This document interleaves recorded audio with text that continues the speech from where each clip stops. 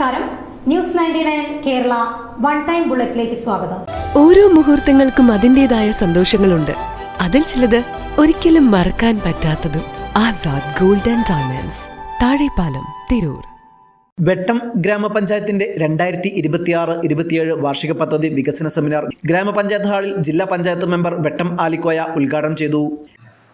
ഭരണഘടനയ്ക്ക് വിധേയമായി നമ്മുടെ രാജ്യത്തിന്റെ ഭരണഘടന എന്ന് പറയുന്നത് വളരെ സവിശേഷമായ ഒരു ഭരണഘടനയാണ്.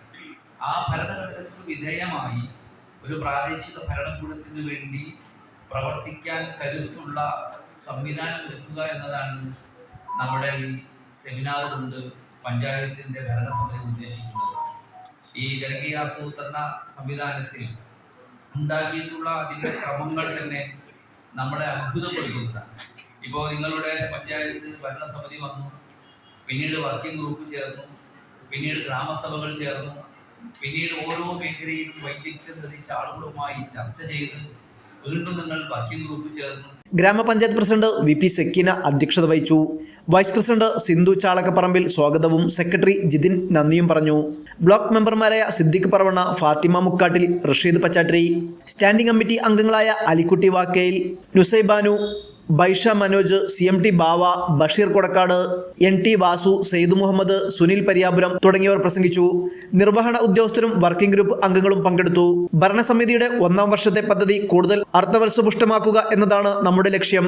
ആയതിലേക്കുള്ള ആസൂത്രണ സമിതി യോഗവും വർക്കിംഗ് ഗ്രൂപ്പ് യോഗവും സംഘടിപ്പിച്ചു. വാർഡ് തലത്തിൽ ഗ്രാമസഭകളും അതുപോലെ ഭിന്നശേഷി ഗ്രാമസഭ, വയോജന ഗ്രാമസഭ, മത്സ്യസഭ എന്നിവയും പൂർത്തീകരിച്ചു. അടുത്ത ലക്ഷ്യം ഇലക്ഷൻ പെരുമാറ്റ ചട്ടം വരുന്നതിനു മുമ്പായി DPC അംഗീകാരം നേടുക എന്നതാണ്. കഴിഞ്ഞ വർഷങ്ങളിൽ ലഭ്യമായിരുന്ന 2.25 കോടിയോളം വരുന്ന 15ാം ധനകാര്യ കമ്മീഷൻ ഗ്രാന്റ് ഈ വർഷം ലഭ്യമായിട്ടില്ല. തന്നെയുമല്ല, ഈ വർഷം ലഭ്യമായിട്ടുള്ള വികസന ഫണ്ട് മുൻ വർഷത്തെ അപേക്ഷിച്ച് കുറവുമാണ്.